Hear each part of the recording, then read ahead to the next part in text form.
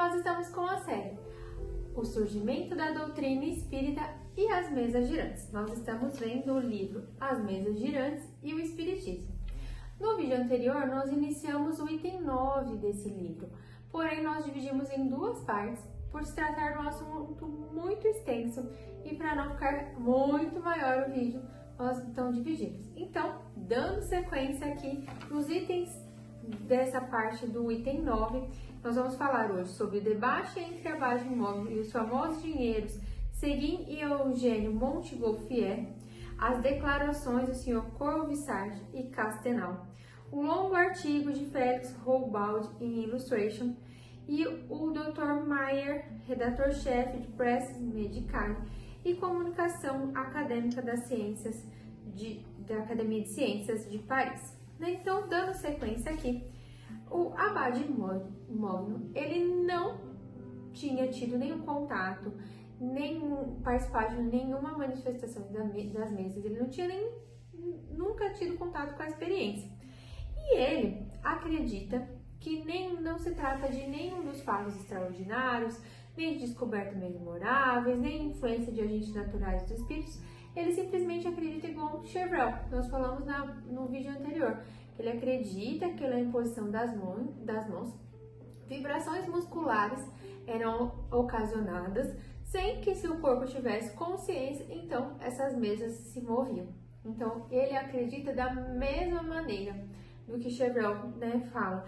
Então, e eles ainda citam nessa parte desse item que é como se fosse a movimentação de um pêndulo, Então, eu já tô até aqui com o meu colarzinho, coincidentemente ou não, que é como um pêndulo, Então, tipo assim, se eu coloco e ele vai ter um movimento e ele, por conta desse movimento, como se fosse a força externa, que não se percebe que movimenta ele, Então, você vê, ele tá ali em movimento e perde a força, se eu tiver um movimento, então, que ele fala, que o pêndulo, tem um fio, e aí esse fio tá pendurado, um bonequinho, alguma coisa ali, um círculo, e aí se ficar, já viram, às vezes tem alguns lugares que tem a mesa, que tem aquelas bolinhas que fica mexendo de um lado pro outro, é como se fosse aquilo, eles acreditam que o movimento das mesas surgiram daquilo, Mas aí, então, Abade Mogno, ele era redator da revista Cosmo,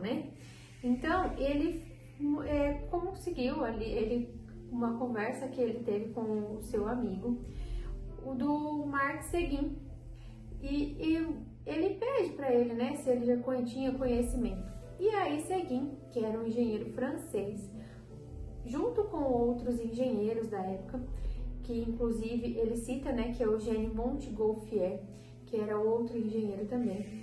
E ele fala que Seguin, ele comenta, que ele não era nada, assim, curioso, apressado, ele deixava que os fatos, as novidades começassem ali a surgir.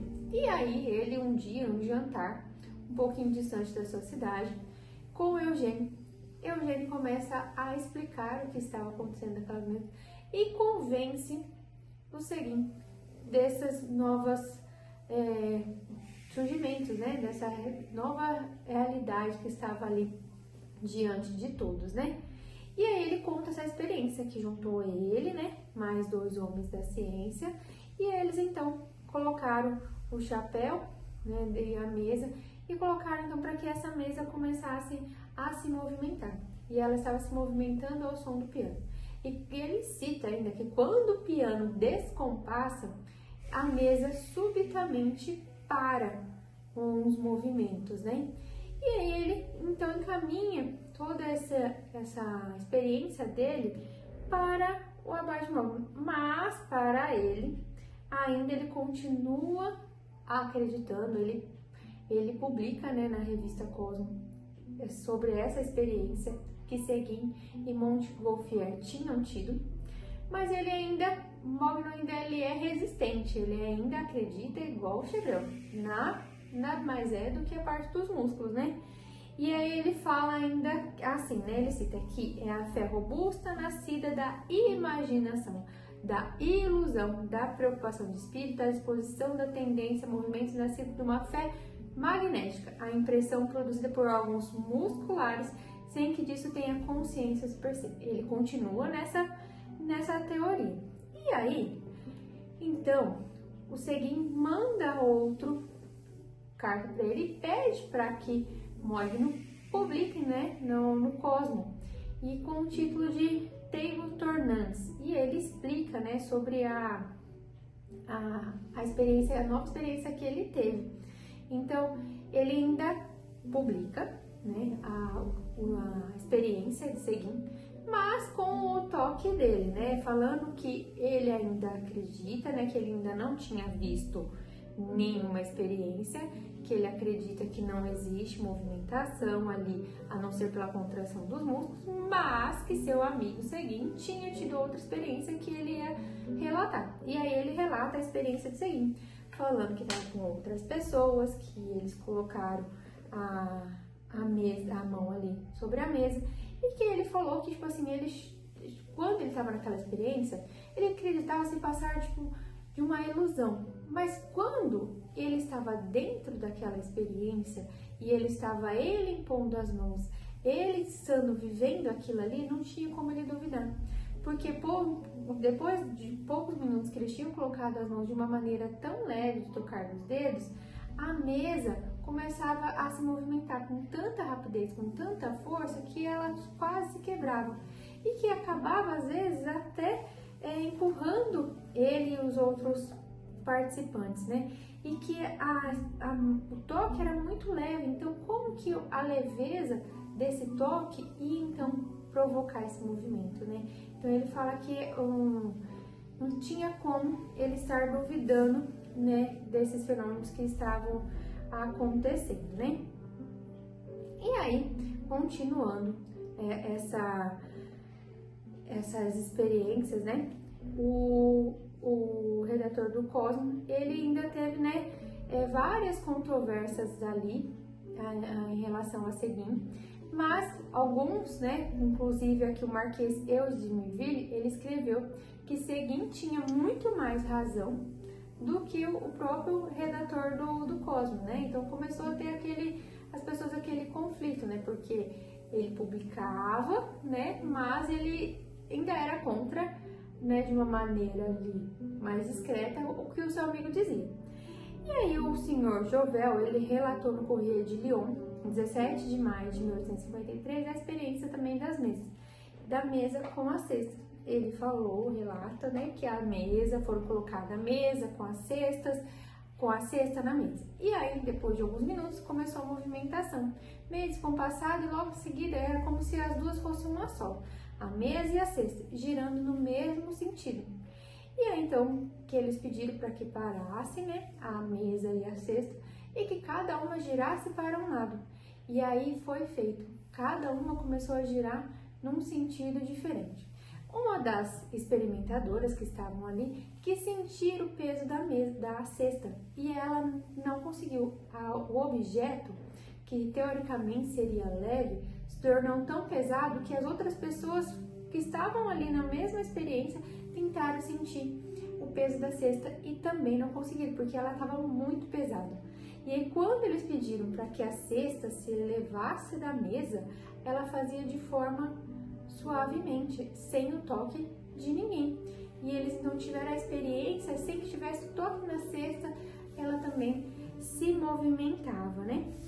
E aí, continuando, né, desses fatos, tem um relato, né, do 18 de maio de 1853, da esposa de um grande pianista, o compositor Louis Lancôme, que ela sozinha colocou a mão sobre a mesa, e a mesa começou a fazer vários movimentos, desenhar formas geométricas, e de uma forma tão violenta que ela ficou até assustada ali. E o pianista pegou, depois de parar, tentou impor as mãos e fazer o mesmo movimento, e não conseguiu fazer a mesa se movimentar, comprovando que não tinha como ser de uma ação muscular, que essas mesas ali giravam, né? Então, continuando aqui, eles continuam falando sobre, né, o movimento das mesas, que obedeciam, né, de várias publicações, né? E ainda, né, tem aqui várias revistas que publicaram, né? Não tem uma citação, né, de Mieville, que ele fala assim, né, como que com tantas publicações, com tantos artigos sendo publicados, como que iam ainda continuar achando que era sobre a imposição das mãos, que era força muscular, né? Sendo que não precisava nem das mãos estarem tocando mais a mesa e ela tinha esse movimento, né? E aí depois, no jornal Illustration, 21 de maio de 1853, tem-se um longo, então, né, de Felix Hohlbaldi, um artigo que chama La Danse des Tables, e ele conta, né, sobre essa experiência também das mesas. E ele cita, né, que estava sendo muito falado, que era o assunto, né, que é os problemas financeiros, as pessoas nem estavam preocupadas. E ele cita alguns exemplos aqui sobre o pêndulo, né, que ele fala que essa teoria do pêndulo, ele poderia ser considerado, né, como um brinquedo para as crianças, que é onde entreter as crianças, que não tem nada de extraordinário e que as mesas não são como o pêndulo, né? E ele cita que o pêndulo, ele é um fio que é colocado de 10 a 20 centímetros, que poderia colocar ali para a criança, seja uma moeda, no fim dele, seja um carrinho, um bichinho, que a hora de segurar ali, ele ia ficar movimentando, ia distrair as crianças, ia se tornar muito mais interessante se tivesse outras crianças juntos. E aí ele falou que algumas pessoas já estavam fabricando como um brinquedo para crianças. E ele cita ainda que um outro brinquedo que gerou ali, que pessoas tentaram falar que seria como se fossem as mesas, era também de uma mesa com um pino na região central, com banquinhos em volta, que os banquinhos poderiam ter formato de cavalinho, de carrinho, bicicletinho, qualquer outra coisa assim. E as crianças sentavam em volta e colocavam também as mãos, e aí com a força iam começar a girar, que também foi um brinquedo que surgiu, mas que não tinha nada demais, era só um brinquedo para as crianças. Ou ainda dos monstros dos pianos, que ele tem um parafuso sem fim, que aí começaram a colocar a mão sobre o parafuso, então o assento subia e o assento descia. Mas que as pessoas precisavam contar ali a sequência de que ele subia, de que ele descia, porque você não podia se machucar, porque se ele subisse demais, ele ia acabar saindo e então se machucar. Mas que também isso não passava de uma distração e nada a ver com o que era então a parte ali das mesas propriamente dito, dos movimentos. Então que isso era uma distração, mas que na verdade não tem nada a ver com a parte das mesas. E aí, ele ainda vem concluir, né, aqui, que o farmacêutico Bonjean, ele, né, veio trazer, que é a perfeita agente da inteligência, perfeita inteligência do agente em questão, que não tem nada a ver com o movimento dos músculos, nada a ver com o que as pessoas achavam que era distração, né, que existia uma força ali maior que isso. E aí ele tentou, né, publicar isso daí pela Academia Real de Ciências, mas ele não ganhou o título. Mas o que ele conseguiu? Ele conseguiu provar que não era ação de movimentos musculares como Chevreul acreditava. Então ele vem trazendo no final desse livro o quê? Que ainda, né, no final, o Mogno, ele tentou ainda ser contra, né, a todas as publicações, todas as coisas que provavam o contrário, né, e ele ainda tentou postar, né, que as pessoas ainda, elas estavam com o diabo no corpo, se não era ação muscular. Então tinha outra coisa em ação, com o perdão ali da palavra, mas é como está escrito aqui no livro, né. Então ele ainda continuou contestando tudo as experiências, tudo que estava sendo imposto para ele. E ele cita aqui no final que esse período foi um período mais, entre aspas, infantil das mesas girantes, porque gerou várias publicações, várias revistas, que ele fala que se for colocar aqui tudo que foi publicado, né, esse livro ia ficar pequeno. Mas que teve várias publicações, várias experiências, gente tentando provar contra, sem ação de forças musculares, e outras pessoas provando o que era realmente o movimento das mesas. Espero que vocês tenham gostado, espero que vocês continuem com a gente acompanhando esse livro. Leiam com a gente para que vocês vejam a riqueza de detalhes de informações que tem esse livro.